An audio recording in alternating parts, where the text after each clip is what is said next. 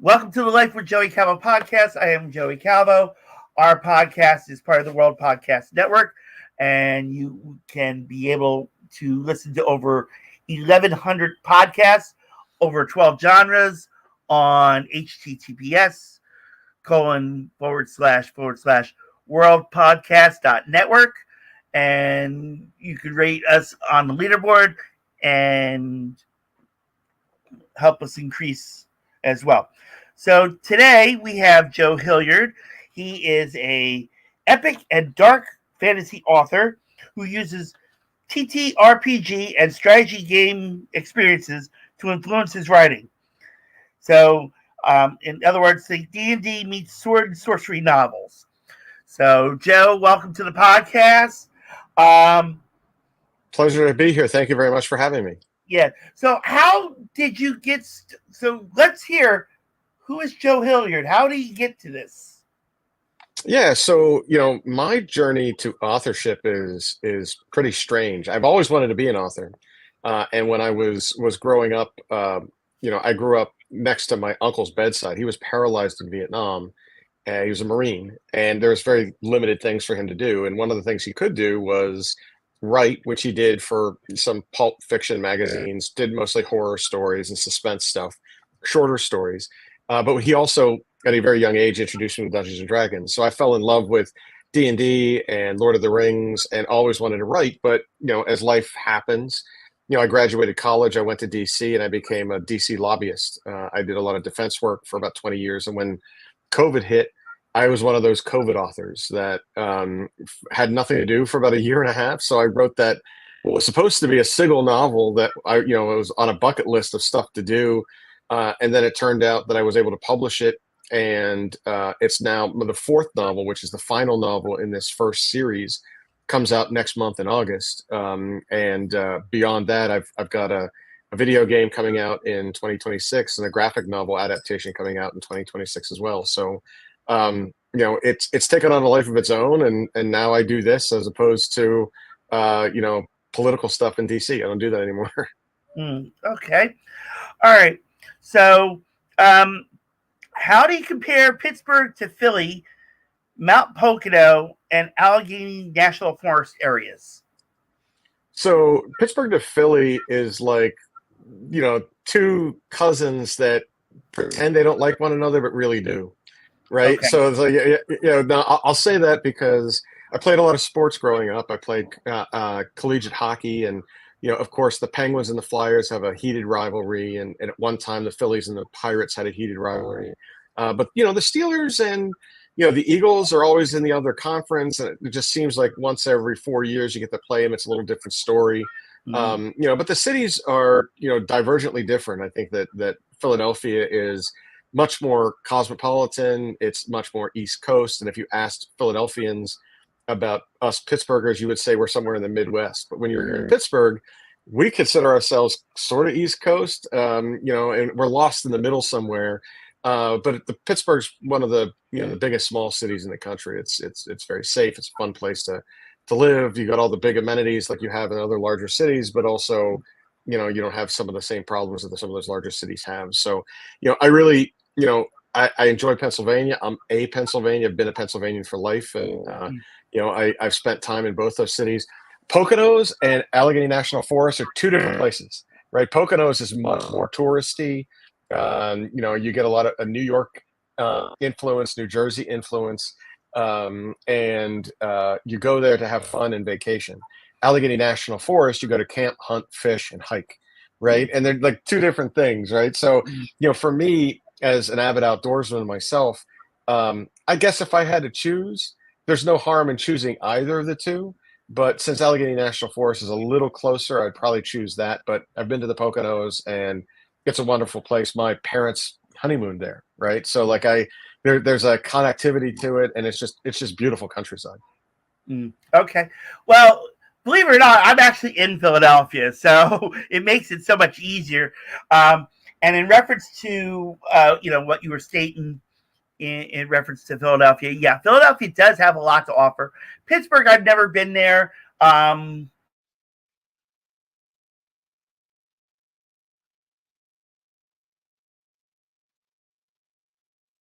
I think he froze up.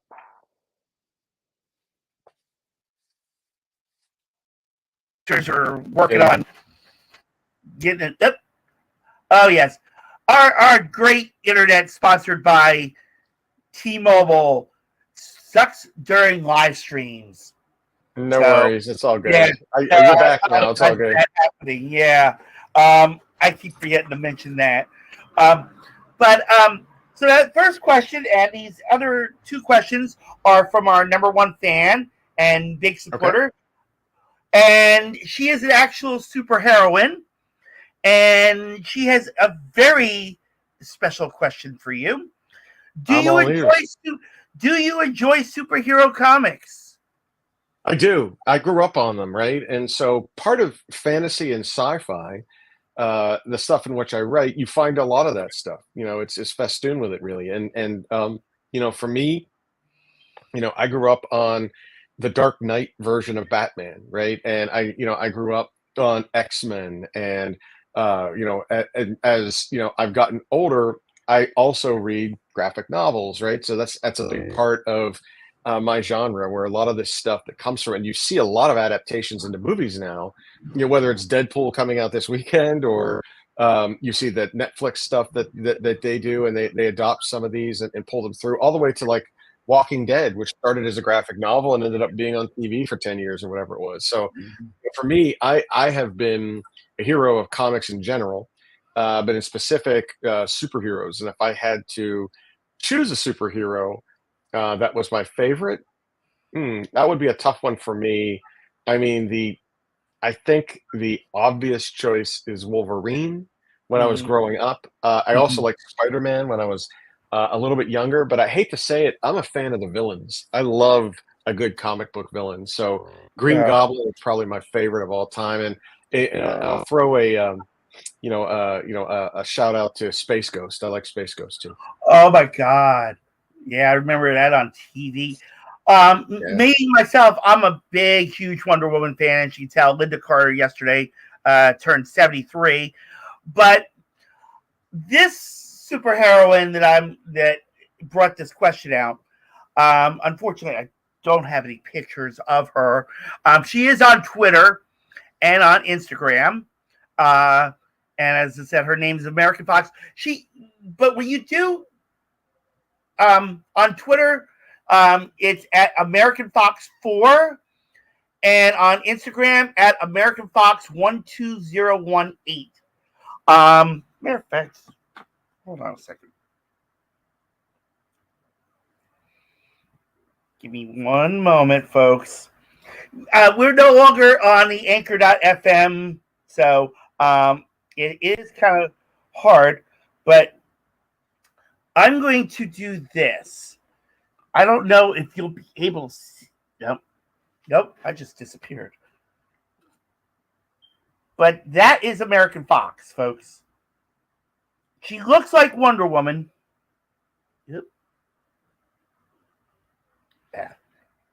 Joe, were you able to see her? I can, but you're that the screen behind you makes it a little wonky. Yeah. There we go. That is American Fox. She looks like Wonder Woman, but not quite. She's just the bustier is a little different. But she is the podcast's number one supporter and well, thank you. number one fan.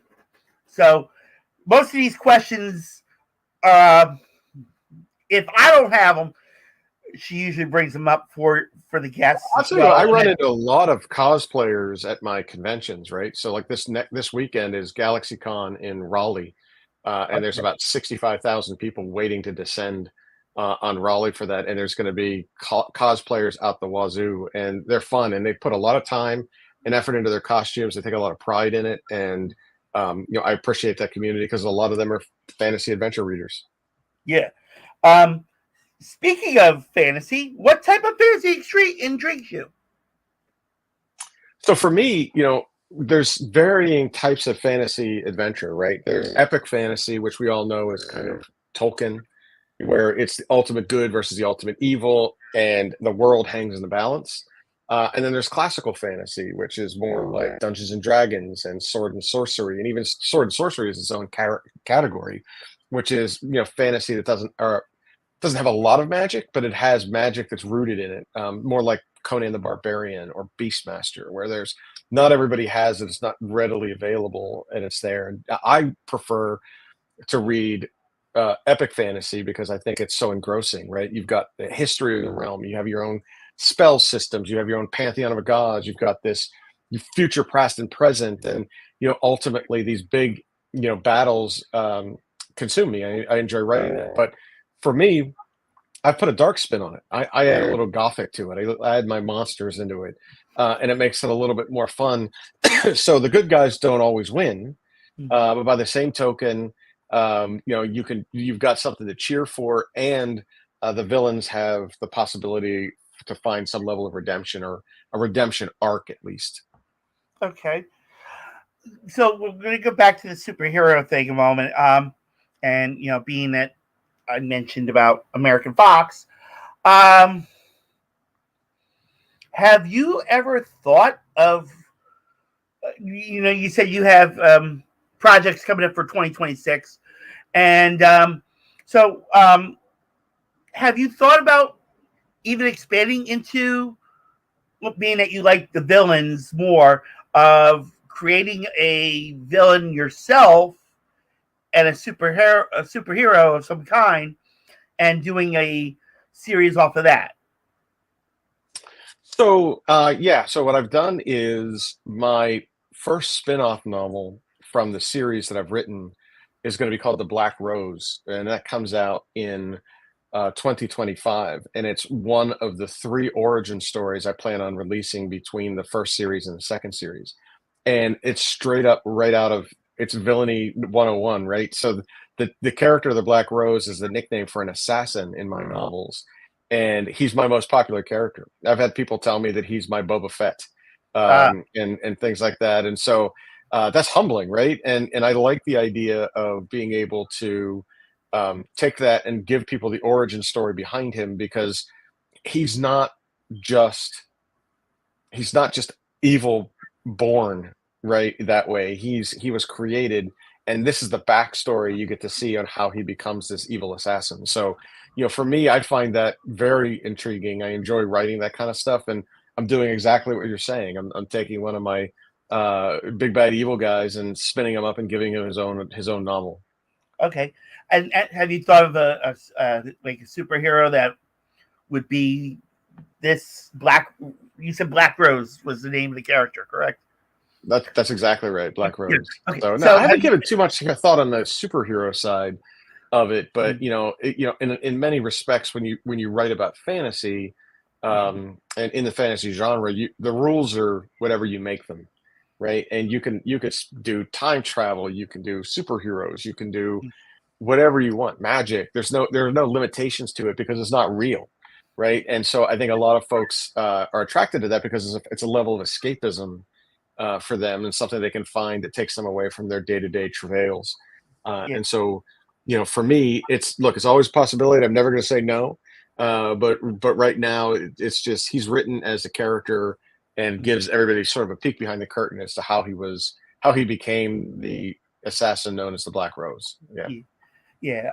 With American Fox, her, like, where she was when she was created, um, there was actually a video, um, but more towards past goth, we'll say. Well, actually, I won't say goth, but it was an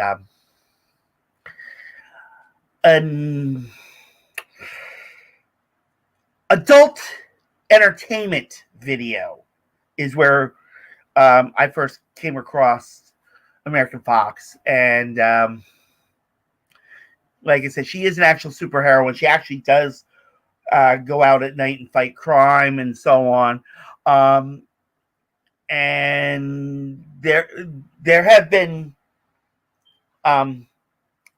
there was some gothic books that were well, at least one Gothic book that was written about her in reference to the Fourth Reich, like like in the Wonder Woman series against the Nazis. Um, but mainly that was in cartoon form. But with American Fox, we like I said, she is an actual superhero and she does go out and fight crime at night.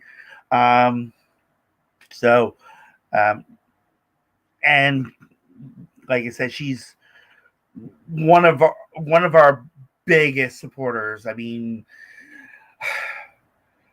sometimes you can't live life without her. Sometimes, um, and so she, you know, I had to bring up that that she's a great person to get to know. Oh, good. Yeah, so definitely, if you're on Twitter or Instagram, you definitely got to look her up. And she loves chatting with chatting about superheroines and of all kinds.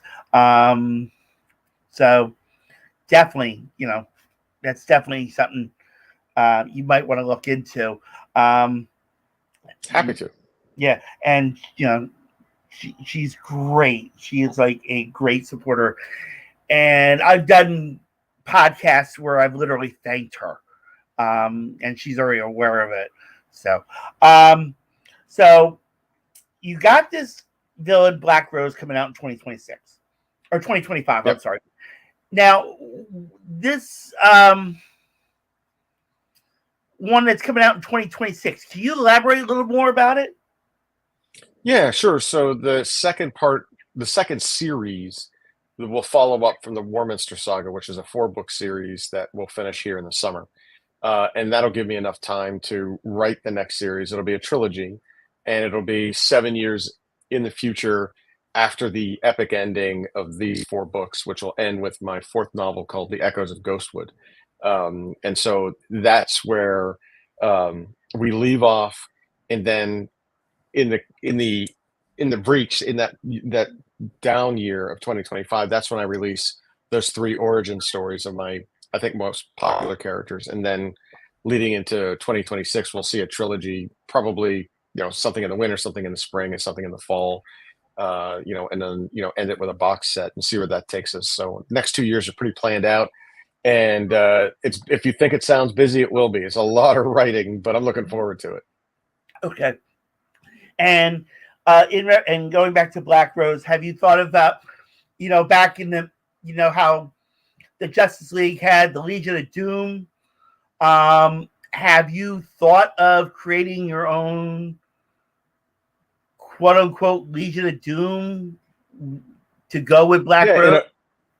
in an odd kind of way, there's already a number of villains in this that are pulled together. The main villain is a guy named Grey Taurus the Mad, and Grey Taurus, Baron von Lormark, and the Black Rose are 3 of the 4. The other one is a man that runs a sort of a cult that worships shapeshifters and changelings and things like that. A little bit less of the centerpiece of it, where these 3 villains are really my, like the coup de grace, right? They've come together to diametrically oppose the good guys, and so for me, it's been something that I've already kind of had. I don't call it Legion of Doom or anything like that. There's no name for it, but yeah, if when you read it, you know that they're allies for sure. Okay. Okay. All right. So you got this villain Black Rose. You got a kind of a Legion of Doom coming together by 2026.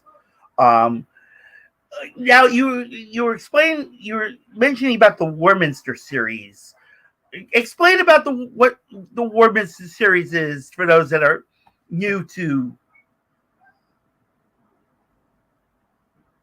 Yeah. So what the Warminster Saga is a 4-book series of epic and dark fantasy that I've created, and Warminster is the name of the realm. So if you've watched The Hobbit or read Lord of the Rings, they operate in Middle Earth. If you're a fan of Game of Thrones, they're in Westeros or Essos, and that's the land in which they're from. Well, my land is called Warminster, and it's a lot along the same lines. There's various noble families. It has its own pantheon of gods. It has its own magic system. It has its own currency.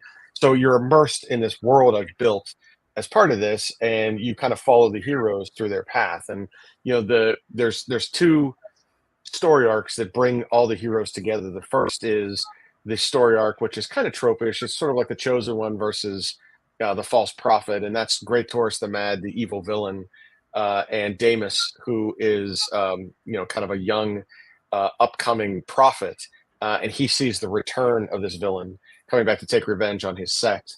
And around that, there's also Princess Adeline Elspeth, who comes to the Coventry, which is basically, as an elf, she travels into the world of humans and other races, and as a result, she finds herself a little bit out of sorts and starts to fall in love with the Ritter of Vulcaneer, who is half elven and half human, which is kind of verboten. And neither culture likes the mixed race thing, but it's something I spoke to because I think it's an important piece of society, and it's Ritter eventually throughout the novels is then gauged not on who he is and what he looks like, but more on his character and his deeds, which I think is important. So that's what the story's about. And of course, Ritter, Adeline, and Damus fight off Great Taurus, the Black Rose, and some of the other villains throughout the 4-book series. Okay, all right. So literally, I'm going to say this. So I actually now have to be careful when I go to Bucks County, because there is a Warminster, Pennsylvania, believe it or not. There is. It's not far from you. That's where I got the name too, by the way. I fell in love. It's like, that is a perfect name. Yeah. Well, it could have been worse. You could have used Somerset, I mean, I'm a Jersey boy, and I grew up in a town called Somerset. Actually, it was called Franklin, because there's like 3 Franklin townships in New Jersey. So this Franklin Township is Somerset County, so it's more like Somerset. And I had at one time, I actually, and I'm going to go back to American Fox. I had actually thought about when she video wise, she's under Super Heroine Central, and I had thought at one time of acquiring the rights, and as I was thinking about it, putting American Fox in a great area, but we had discussed it, and it kind of went by the wayside on it. So in reference to the Warminster saga, have you thought about expanding and creating another kind of another world besides Warminster that you could, I know we had talked about the Legion of Doom type thing, with the villains. I sure have. Yeah. And I think after this is over, I definitely will. It may not be a fantasy book. I've actually thought about writing a vampire novel or a series of vampire novels. I haven't gotten that far yet. I'm still doing this and enjoying this, and my fan base likes the fantasy that I write. So for me, I want to make sure that I still, stayed loyal and true to that. And it's just a matter of, what strikes me at that time. Right now, I've got some fancy ideas for this next trilogy. And I'd like to get through that first and see if the popularity continues to grow or if I need to do something new. So the answer is both yes and no. I think in the greater sense, yes, I'd love to do something in addition to what I'm doing. But more than likely, I'm going to be doing this for the foreseeable future. Okay. Okay. So you're going to do, in reference to this vampire series, Um, of course, do you remember offhand? I mean, of course, the late Roger Corman and the Vampirella series. I'm familiar with it, yes, but I'm not. I wasn't. I was a little young for it, so I wasn't steeped in it as I was some of the other stuff. Okay. Vampirella was kind of like she's a vampire, but she wound up being like a superheroine. Um, and the movie kind of brings it out. But of course, um, it was more into the comics and so on. So, um,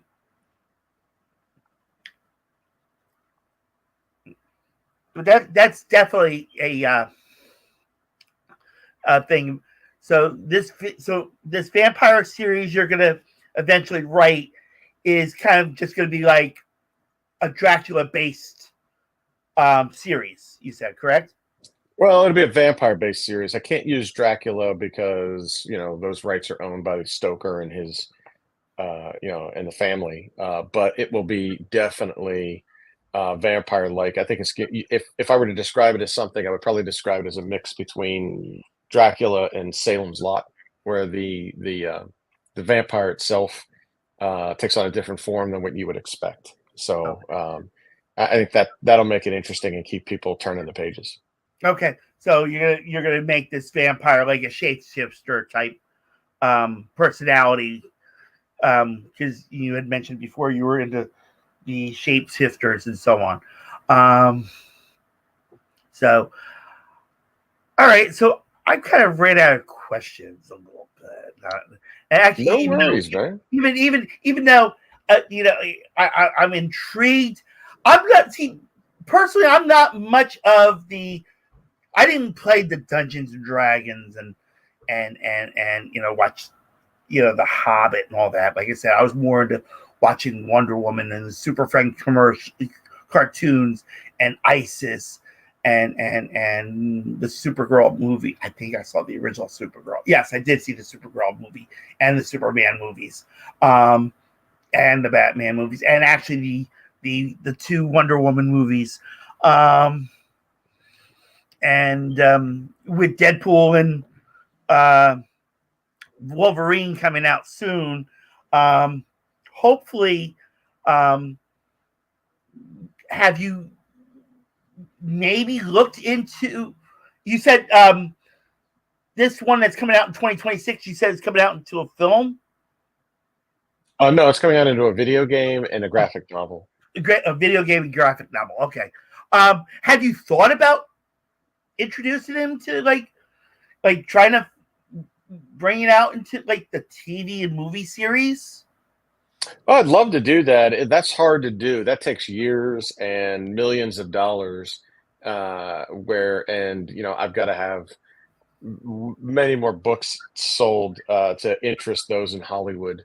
But I would love to see it. I think I mean, it's very the saga is exactly, I think, made for that kind of stuff. Big battle scenes, big magic scenes, lots of fun, lots of CGI.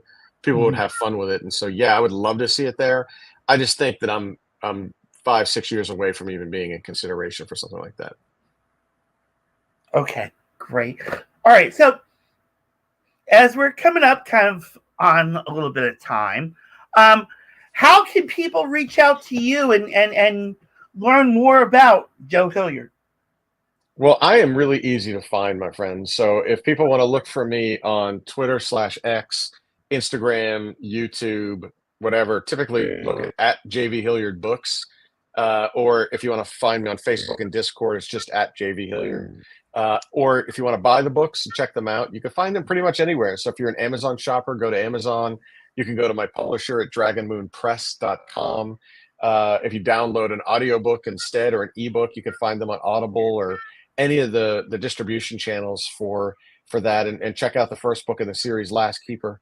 And then reach out to me. You can go to my website, really easy to find, joe at jvhilliard.com, and feel free to email me, and I try to get back to everybody within 24 hours. And let me know what you think of the books, and if you like them, leave a nice review. Okay. So what I did, I had mentioned about the superheroine that I told you about, American Fox. I actually just sent her your email. So she might reach out to you and maybe talk things out, because she's always looking for real friends, and being in reference to the fantasy and stuff. She may reach out to you and talk fantasy with you. So Yeah, nothing wrong with that. More yeah, than happy to do that anytime. yeah. So you've officially been introduced to American Fox. So all right. So like I said,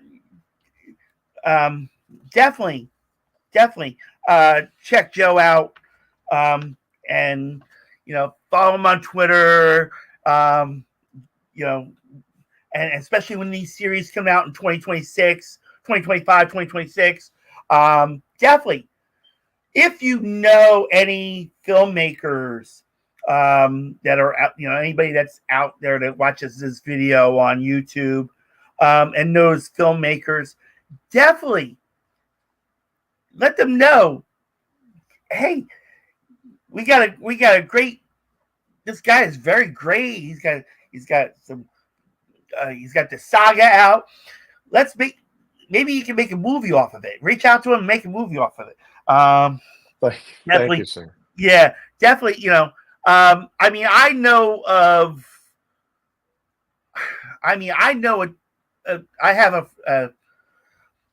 have a few celebrity friends, but the celebrity friends that I have outside of American Fox, I have model Carol Alt, but she's done movies in Italy, and I have news reporter friends. I do have one but she did reality TV. She did like Shaw's of Sunset. So I don't know if that would be any help. I kind of doubt that, but I definitely, hopefully, like anybody that watches this on YouTube, that knows any filmmakers, like you said, reach out to you. Hopefully, this would be great to see on TV or out in the movies. Makes makes the superhero genre, even though yours is more the villainy. They're coming out with Joker 2 already, soon, and with Lady Gaga in it, and definitely bring out more of a villainy type series. Would be great for it. So, Joe, I thank you so much for being a guest on the podcast, and I definitely hope that these new projects that come out in 25 and 26 are going to be a great success. And you're always welcome to come back. Just email me and let me know when they're more officially coming out. We could always bring them out during that time, or something in between now and 25 coming out. Just definitely reach out, and we'll be happy to bring this out and share it with everybody. And definitely American Fox, if you watch this video, thank you for the questions. Thank you for being the number one fan and support. This podcast couldn't last too much more without you. But Joe, thank you again for coming on the podcast. And thank you everyone for watching this live stream on YouTube. God bless you all. Take care. Thank you for having me on, Joey. Good. All right.